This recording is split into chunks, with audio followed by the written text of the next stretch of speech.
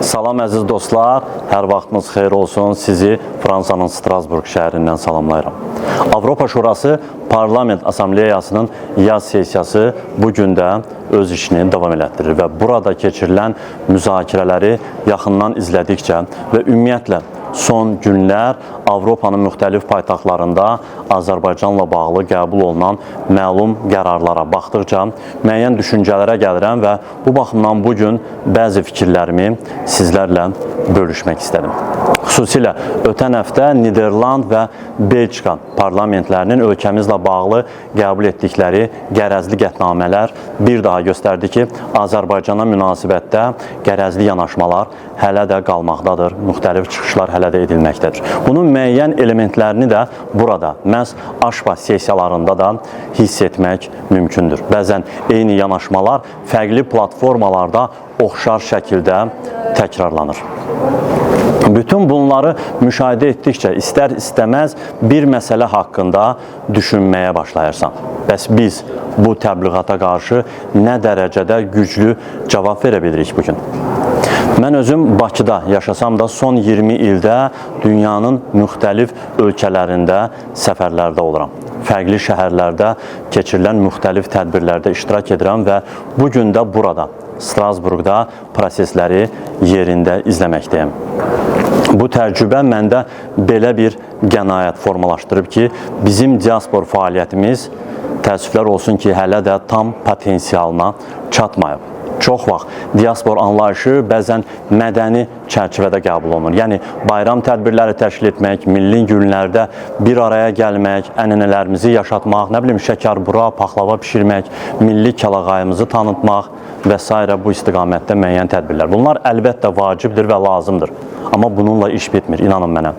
Bir Danimarkalıya bizim şəkərburamızı tanıtmaq lazım deyil. Bir Niderlandlı heç vaxt bizim səmənimizlə yaxından maraqlanmayacaq. Onlar tamam başqa cəhətlərimizlə, xüsusiyyətlərimizlə maraqlanırlar və bu istiqamətdə də, mən deyərdim, ciddi işlər aparırlar.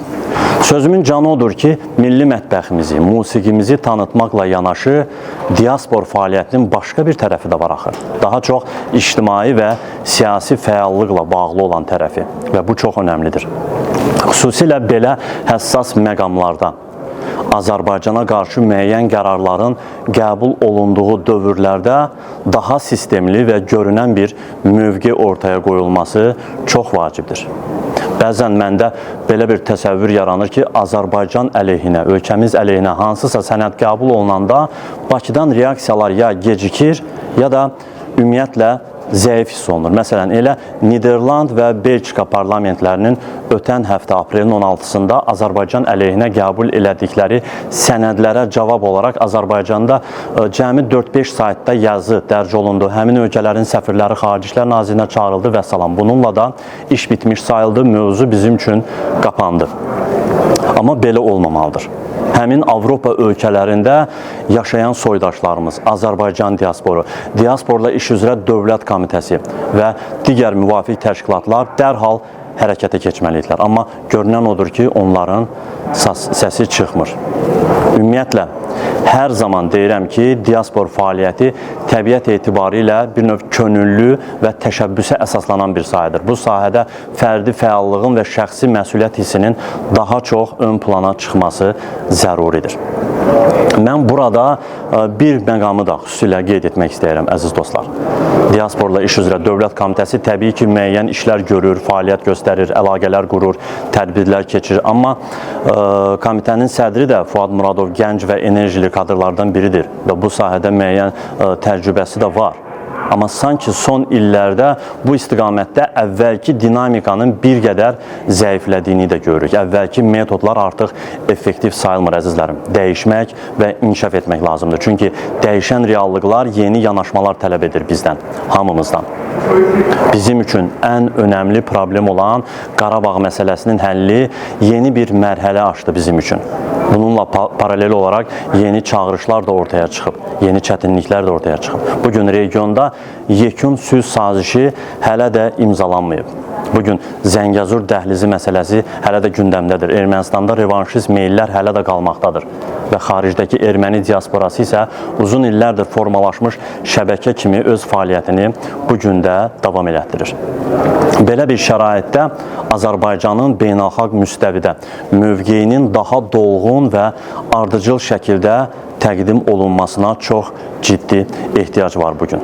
Bütün bu fikirlərim əslində heç də tənqid etmək deyil, daha çox bir ümumi ehtiyacın ifadəsi kimi qəbul olunsa yaxşı olar. Yəni məqsədim kimisə günahlandırmaq yox, mövcud potensialın daha yaxşı istifadə olunması barədə bir təklif verməkdir, fikir yürütməkdir. İnanıram ki, bu sahədə həm fərdi təşəbbüslər, həm də institusional fəaliyyət bir-birini tamamladıqda daha güclü nəticələr əldə edə biləcəyik bundan sonra.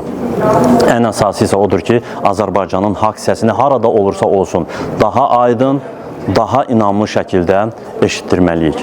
Məhz bu istək və yanaşma ilə fəaliyyət göstərsək, düşünürəm ki, qarşıdakı dövrlərdə daha müsbət mənzərə görmək mümkün olacaq, əzizlərim. Allah Azərbaycanımızı qorusun, Allah sizləri qorusun.